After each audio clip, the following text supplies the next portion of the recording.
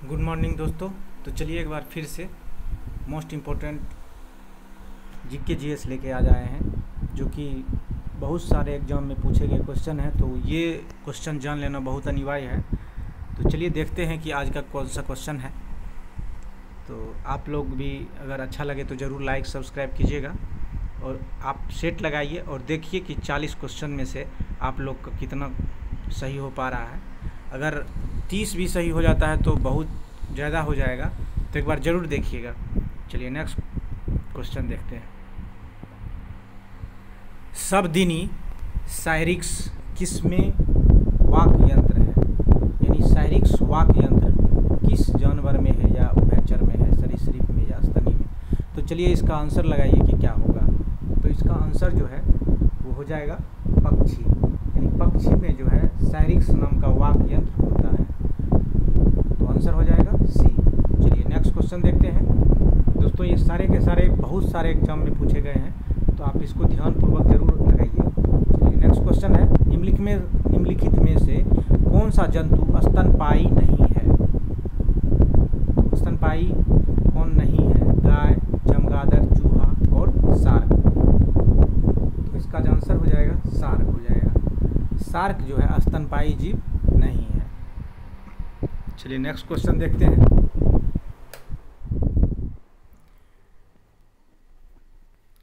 Card निम्न में से किसकी किस्म है? तो आप लोग को पता होगा कि कार्ड किसकी किस्म है, तो ज़रूर कमेंट कीजिए और आंसर लगाइए। तो इसका जो आंसर हो जाएगा मछली हो जाएगा। कार्ड नाम का मछली होता है, जो कि एक प्रकार की मछली का किस्म है। चलिए नेक्स्ट क्वेश्चन देखते हैं। निम्न में से किस में वाताशय नहीं होता है? तो वाताशय जो है किस इनमें से किस में नहीं होता है? तो इसका आंसर हो जाएगा उपास्थीसम मछली।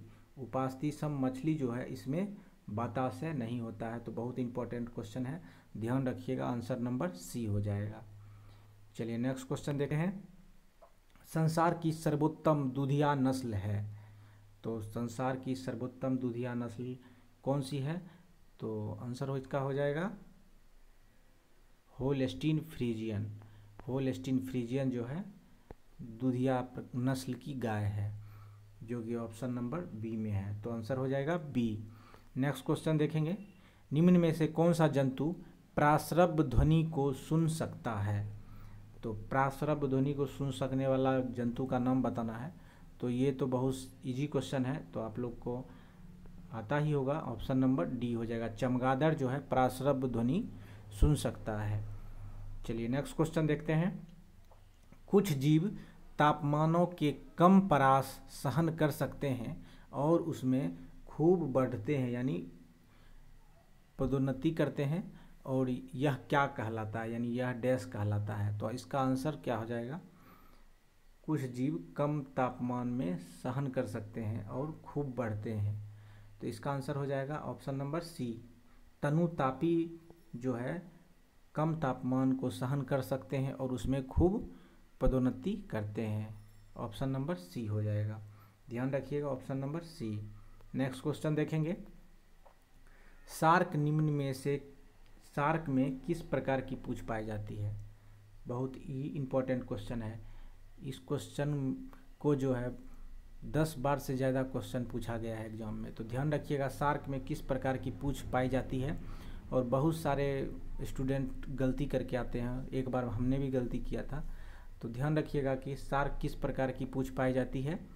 तो विषमपाली प्रकार की पूंछ शार्क में पाई जाती है।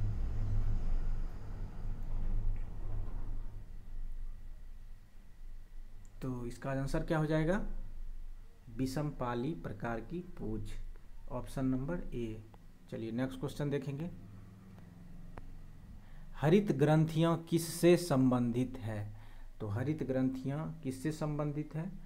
हरित ग्रंथियां उत्सर्जन से संबंधित है। ऑप्शन नंबर बी हो जाएगा। ध्यान रखिएगा, ऑप्शन नंबर बी। हरित ग्रंथियां उत्सर्जन से संबंधित है। नेक्स्ट क्वेश्चन देखेंगे कि प्राणियों के वैज्ञानिक नाम लिखने में प्रयुक्त भाषा क्या है? तो इसका जो आंसर हो जाएगा, प्राणी के जितने भी वैज्ञानिक द्वारा लिखे जाते हैं नाम, वो लैटिन भाषा में लिखे जाते हैं। ऑप्शन नंबर बी हो जाएगा। चलिए नेक्स्ट क्वेश्चन देखेंगे। सांप, कछुआ, छिपकली तथा मगरमच्छ जंतु किस श्रेणी में आते हैं? बहुत इंपॉर्टेंट क्वेश्चन है। सांप, कछुआ और छिपकली, मगरमच्छ, तो ये जो है चारों जो है सरीसृप के श्रेणी में आते हैं। ऑप्शन नंबर सी हो जाएगा, सरीसृप के श्रेणी में आते हैं, ध्यान रखिएगा। नेक्स्ट क्वेश्चन देखेंगे।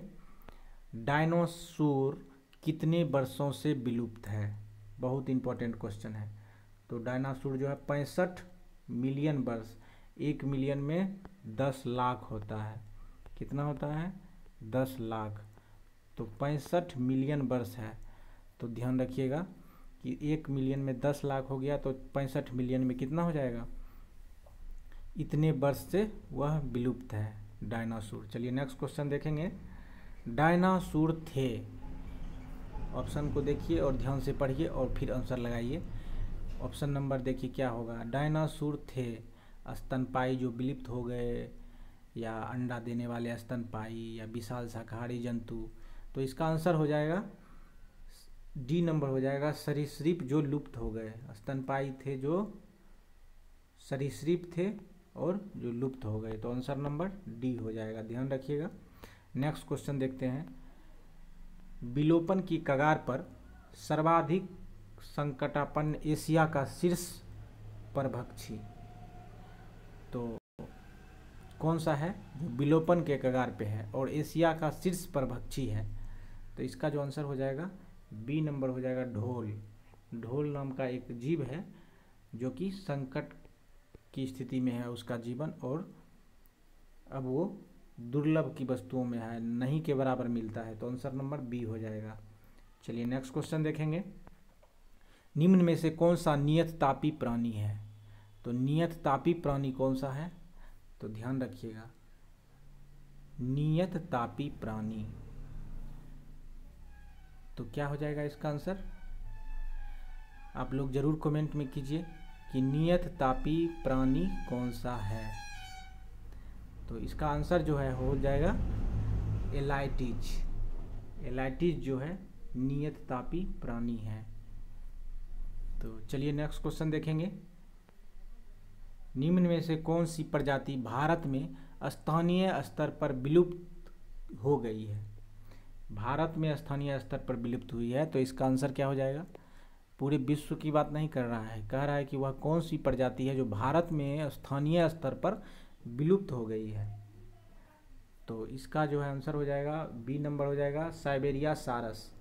साइबेरियाई सारस जो है भारत से विलुप्त के कगार पे पहुंच चुकी है, यानी भारत में साइबेरिया सारस नहीं मिलता है। चलिए नेक्स्ट क्वेश्चन देखते हैं। निम्न में से कौन सा सर्प विष रहित है? देखिए बहुत सारे दुनिया में सर्प पाए जाते हैं, भारत में सर्पों की बहुत सारी प्रजाति पाई जाती है जिसमें बहुत सारे सर्प विष रहित होते हैं। तो वह कौन सा सर्प है इसमें से जो कि विष रहित है? तो इसका जो आंसर हो जाएगा डी हो जाएगा, अजगर का विष नहीं होता है। तो ध्यान रखिएगा, अजगर वैसा सांप है जो विष रहित है, तो ऑप्शन नंबर डी हो जाएगा। चलिए नेक्स्ट क्वेश्चन देखते हैं। निम्न में से किस प्रजातियों का अस्तित्व अत्यंत खतरे में है? बताइए किस प्रजाति का जो है अस्तित्व अत्यंत खतरे में है, यानी बहुत ही संकट की स्थिति में है उसका जीवन। चलिए नेक्स्ट क्वेश्चन का आंसर आप लोग कमेंट कीजिए जल्दी से, क्या हो जाएगा? अत्यंत खतरे में है, तो आंसर नंबर सी, सफ़ेद पेट वाले बगुले। सफ़ेद पेट वाले जो बगुले जो हैं अत्यंत खतरे में है, वो ऑप्शन नंबर सी हो जाएगा। चलिए नेक्स्ट क्वेश्चन देखेंगे। नाभिकीय विकिरण का अधिक दुष्प्रभाव सबसे पहले मानव शरीर के किस अंग पर होता है? बहुत इंपॉर्टेंट क्वेश्चन है। देखिए ऑप्शन में है आँख, फेफड़े, त्वचा और अस्थि मज्जा। तो बहुत सारा क्वेश्चन ये इम्पोर्टेंट है और स्टूडेंट गलती करके आते हैं, तो इसका जो आंसर हो जाएगा आँखें हो जाएगा। आँखें में सबसे पहले दुष्प्रभाव होता है नाभिकीय विकिरण का, तो ध्यान रखिएगा। Next question. असम और नागालैंड के पहाड़ी वनों में पाया जाने वाला भारत का एकमात्र कपी भारत का जो है एकमात्र कपि कौन है जो कि नागालैंड और असम के पहाड़ी में पाया जाता है? तो उसका आंसर क्या हो जाएगा? गिब्बन। गिब्बन नाम का जो है कपि भारत में पाया जाता है, जो कि असम के नागालैंड और असम में पाया जाता है। नेक्स्ट क्वेश्चन देखते हैं। एक समान गुणों जैसे पृष्ठरज्जु तथा पृष्ठीय खोखला तंत्रिका तंत्र के आधार पर प्राणियों जैसे मछली, उभयचर, सरीसृप, पक्षी और स्तनधारी को किस संघ में रखा गया है? तो ध्यान रखिएगा, मछली, उभयचर, सरीसृप, पक्षी और स्तनधारी को किस संघ में रखा गया है? तो कॉर्डेटा संघ में ये सारे के सारे को रखा गया है। मछली, उभयचर और सरीसृप, पक्षी और स्तनधारी को कॉर्डेटा। ऑप्शन नंबर क्या हो जाएगा? बी। ध्यान रखिएगा।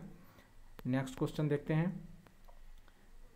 5 जगत वर्गीकरण किसने किया था? यानी 5 जगत में वर्गीकरण किया था, तो किसके द्वारा किया गया था? तो इसका आंसर बताना है आपको। तो इसका आंसर हो जाएगा Whittaker. Option number A, Whittaker के द्वारा जो है जीव जंतु को 5 वर्ग में वर्गीकृत किया गया था। चलिए नेक्स्ट क्वेश्चन देखते हैं। सबसे बड़ा एक कोशिकीय जीव क्या है? आप लोग सबसे छोटा वाला एक कोशिकीय जीव पढ़े होंगे, तो सबसे बड़ा एक कोशिकीय जीव का नाम बताना है। तो इसका आंसर क्या हो जाएगा? ऑप्शन नंबर बी हो जाएगा, एसीटेबुलेरिया। ध्यान रखिएगा, एसीटेबुलेरिया को एक कोशिकीय जीव है जो सबसे बड़ा है। तो ऑप्शन नंबर बी हो जाएगा। नेक्स्ट क्वेश्चन देखेंगे।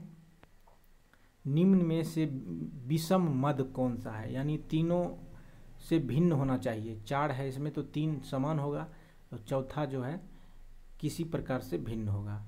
तो चलिए आंसर लगाइए इसका। व्हेल, चमगादड़ और सिंसुक और मत्स्य। तो सारे के सारे जो है व्हेल, चमगादड़ और सिंसुक और मत्स्य, इसमें से किसका आंसर हो जाएगा? विषम। तो मत्स्य हो जाएगा। ध्यान रखिएगा, मत्स्य। चलिए नेक्स्ट क्वेश्चन देखते हैं।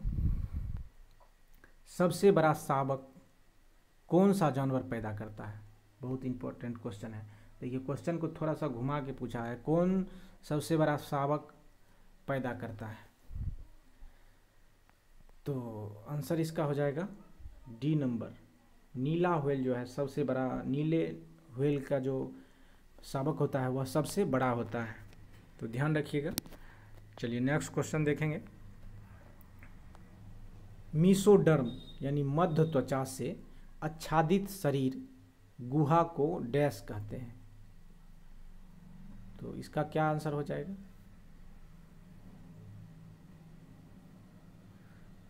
इसका आंसर हो जाएगा ऑप्शन नंबर बी, कोर्डेटा।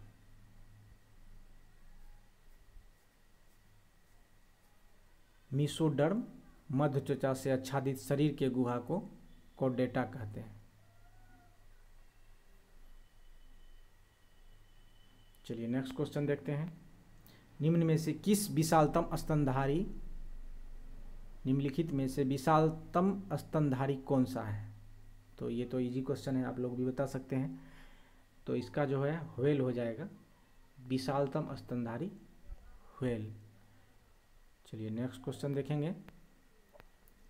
निम्नलिखित में से विशालतम स्थलचर वन प्राणी कौन सा है?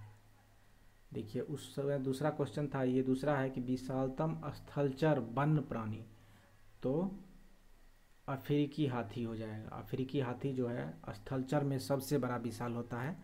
तो चलिए नेक्स्ट क्वेश्चन देखेंगे। आर्कियोप्लेटिरिक्स निम्न में सरीसृप के लक्षण थे। आर्कियोप्लेटिरिक्स में निम्न सरीसृप के लक्षण थे, तो वो कौन से लक्षण थे तो बताना है। तो इसका आंसर हो जाएगा बी नंबर। बी नंबर में लिखा हुआ है कि नखरित पंख, जबड़े पर दांत और पूंछ, ये तीनों जो है सरीसृप के लक्षण थे आर्कियोप्लेटिरिक्स में। तो चलिए नेक्स्ट क्वेश्चन देखेंगे। जल में तैरने वाले पक्षियों में क्या विशेषता होती है? तो बहुत इंपॉर्टेंट क्वेश्चन है। ऑप्शन को देखिए, ध्यान से पढ़िए, आंसर क्या होगा? जल में तैरने वाले पक्षियों का मुख्य विशेषता क्या होती है? तो जलायुक्त पैर होती है। जो जल में तैरने वाले पक्षी हैं उसमें जलायुक्त पैर होती है। ऑप्शन नंबर ए हो जाएगा, ध्यान रखिएगा। नेक्स्ट क्वेश्चन देखेंगे।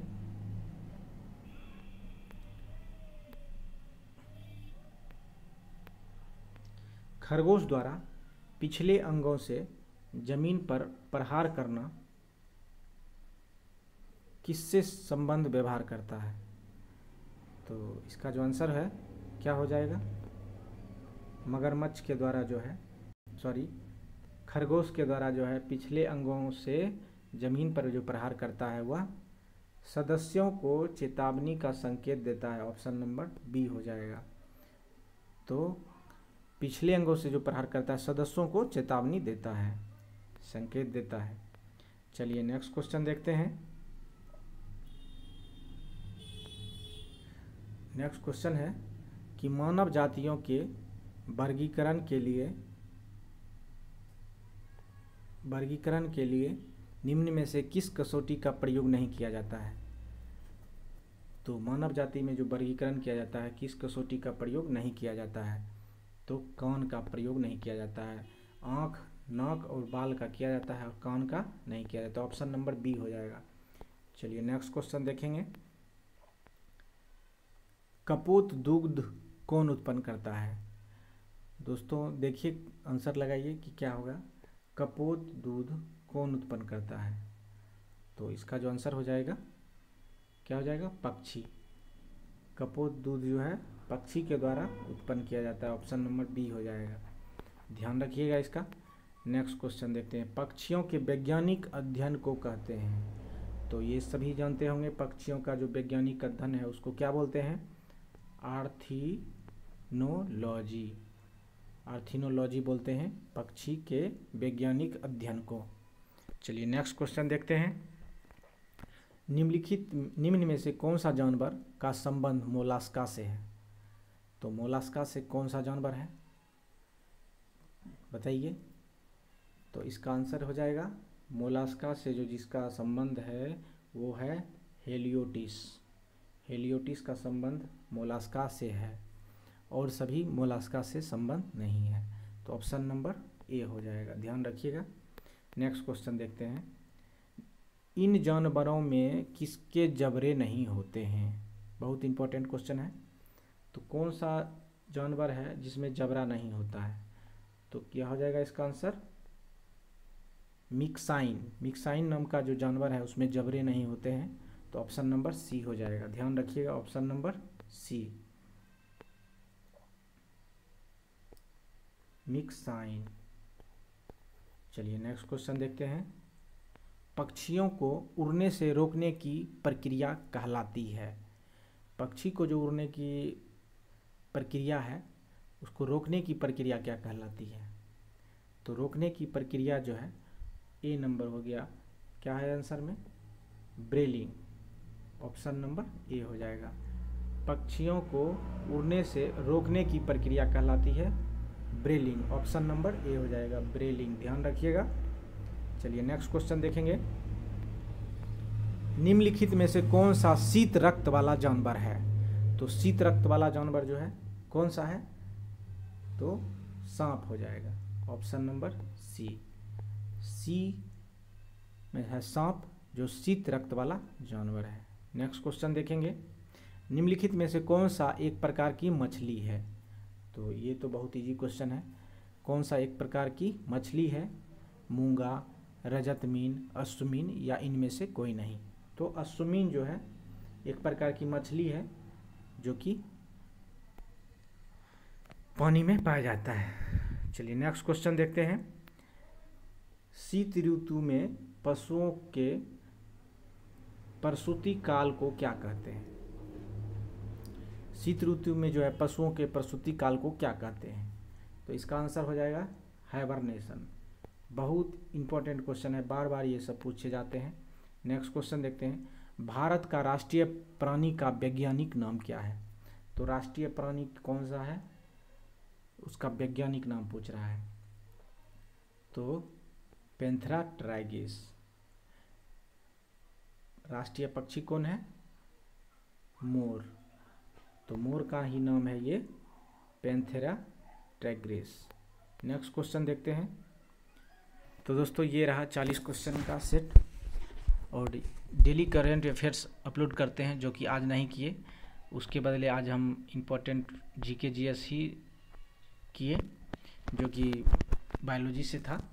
तो चलिए आज के लिए यहीं तक, फिर कल देखते हैं जो कि मोस्ट इम्पॉर्टेंट करेंट अफेयर्स देंगे। थैंक यू, धन्यवाद।